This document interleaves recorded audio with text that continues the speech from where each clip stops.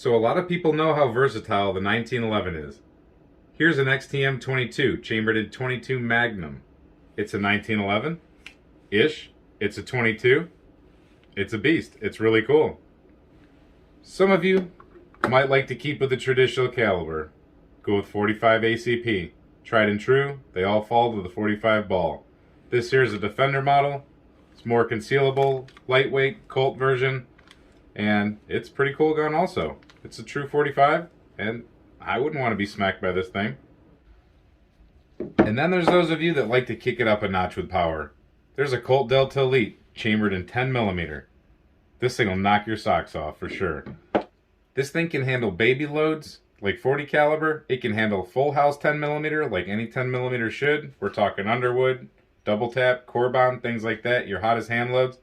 However, if you want to kick this thing up even farther, there's other options. People have heard about 1911s being chambered in all kinds of things. Well, I got one for you here.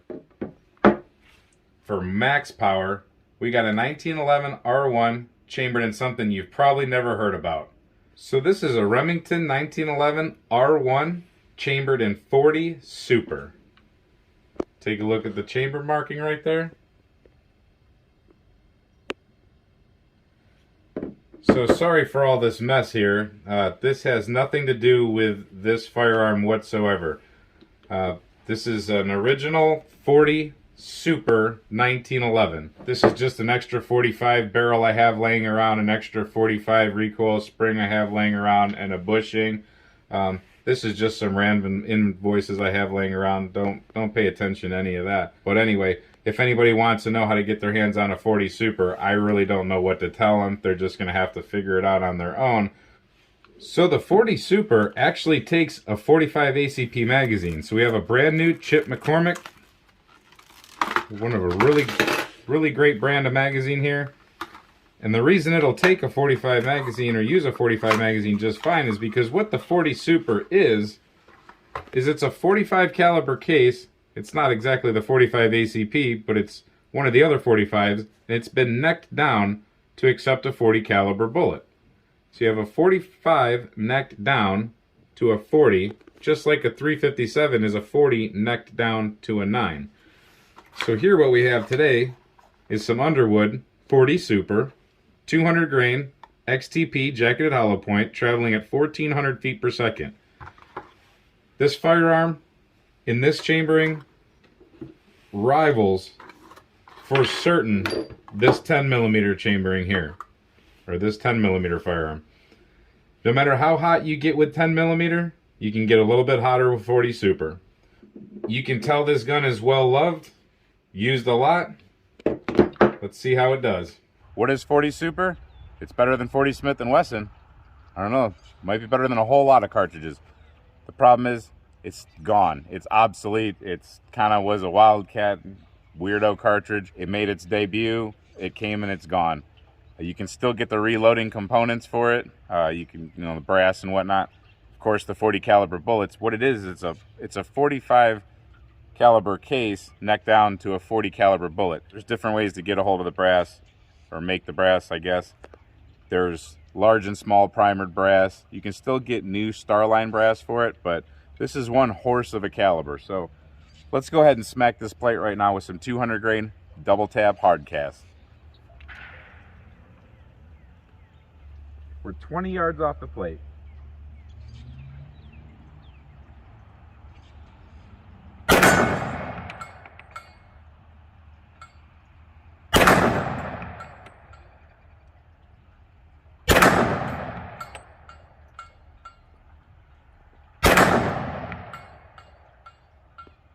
So that was only 4 rounds because truthfully it's really expensive ammo right now and I don't have a lot of it.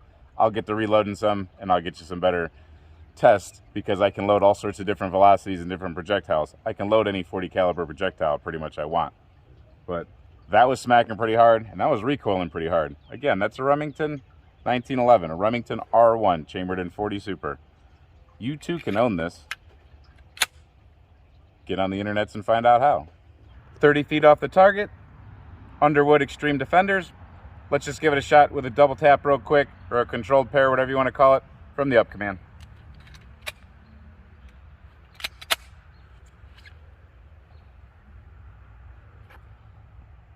up.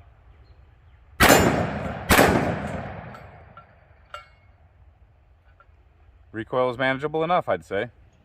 So, remember what I told you about one-handed shooting? It's a good skill to have. Let's see how this feels one-handed. We'll do one with a right and one with a left. I'm naturally strong-handed with a right.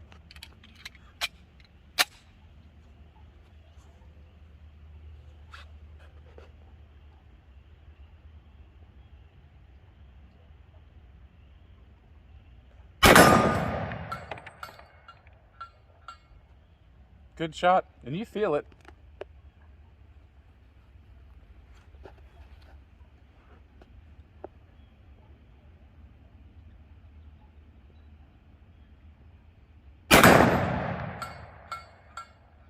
Accurate shot. You feel it. Pretty good. So we have an old misbehaving can of spray paint that just won't spray anymore, but I think it might have a little bit of pressure left in it. How about a 200 grain Underwood XTP?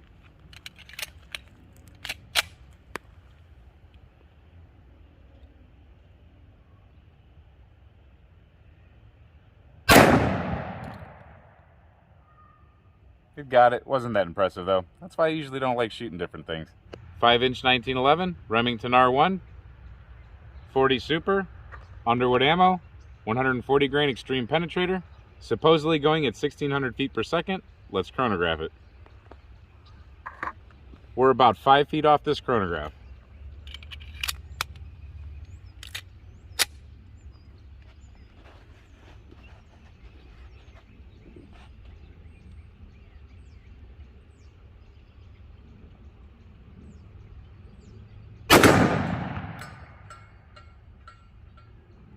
$15.86, pretty close to the box. 40 Super, Underwood ammo, 200 grain XTP jacketed hollow point going at 1400 feet per second. Let's chronograph this one.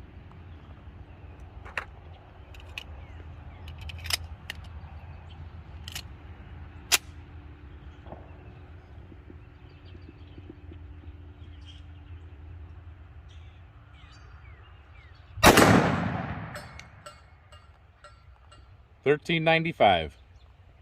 They say 1400. Not bad. Shooting double tap. 40 Super, of course. 200 grain hard cast solid. This is supposedly going 1300 feet per second out of a 5-inch barrel. This is a 5-inch barrel. We're 5 feet off the chronograph. Let's see how we do. Chambers nicely.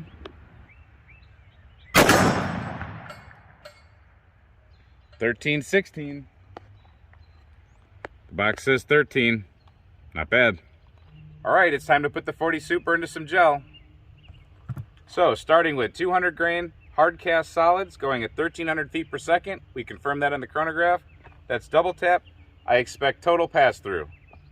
Next up, Underwood 140 grain extreme penetrator. We also tested that on the chronograph. Came out good. I expect pass through, but with violence. Next up is going to be the 200 grain XTP jacketed hollow point going at 1400 feet per second, confirmed on the chronograph. I expect that one to be extreme violence, and we'll see where it stops. Let's do it. Underwood hardcast through the gel. We're 10 feet off of it.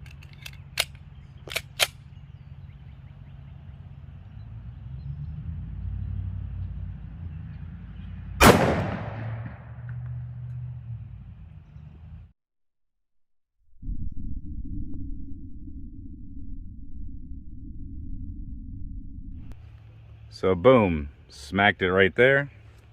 God, I can smell the lead from that round. Nice entrance. There's some violence there. Goes straight down. This was from a previous test. Sorry about that. And goes all the way. Stops. I see it in the board. It's right there. It doesn't want to focus, but it's there. All right, now it's Underwood 140 grain extreme penetrators. Still 10 feet off the gel.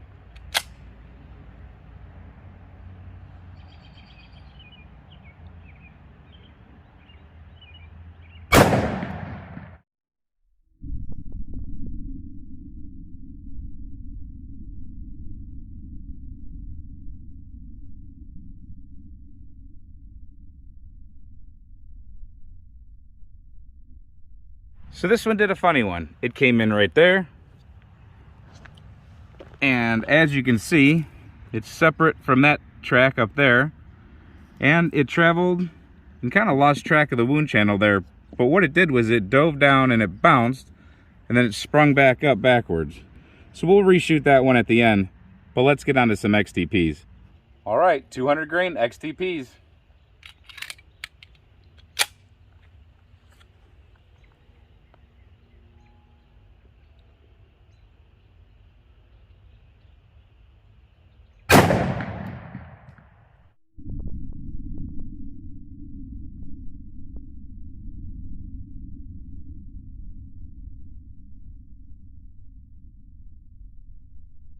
So the XTP went in right there.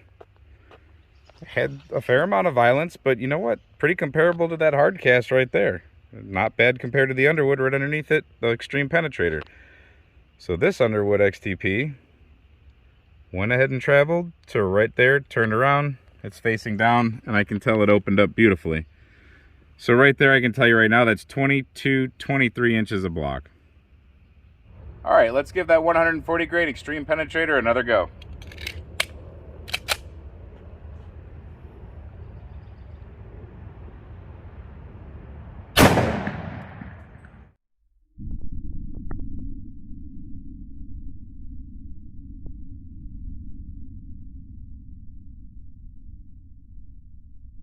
All right, so that one entered right here.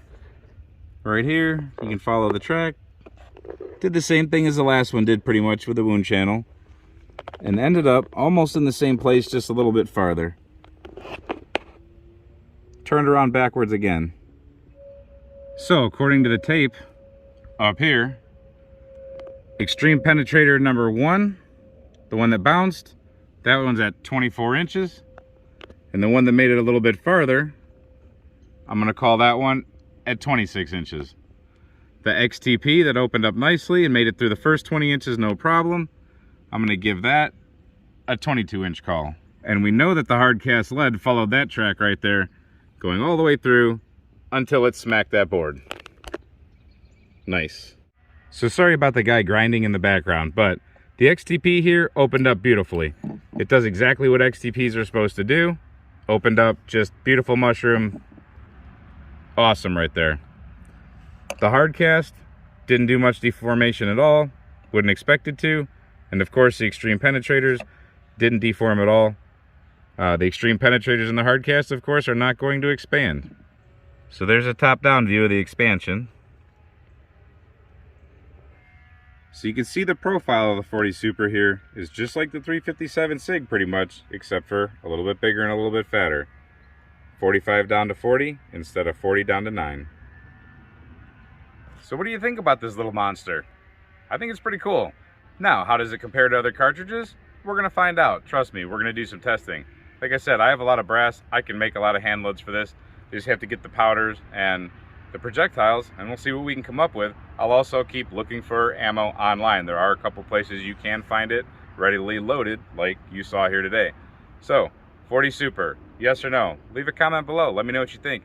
If anybody has any real experience with this cartridge, please leave a comment, because I don't know too many people in my life. I don't know anybody. I just know people on the internet, so that might be people who know about this cartridge and have used it. But as far as my personal friends and everything, nobody's even ever heard of it. Thanks for watching our video on the 40 Super today. We hope you come back, because we got many more videos. We're going to try to compare that specifically to the Delta Elite, because that's a 5-inch 1911 in 10mm. I want to know what that thing does compared to a 10mm. So if you like what we do here at the Turkey's Opinion, please click like, share, and subscribe. Also hit that notification bell so you know when our videos drop. If you want to support us directly, we're on Patreon. Thanks to all of our Patreon members that are already there. So thanks for watching, and until we see you next time, have fun, stay safe, and keep shooting.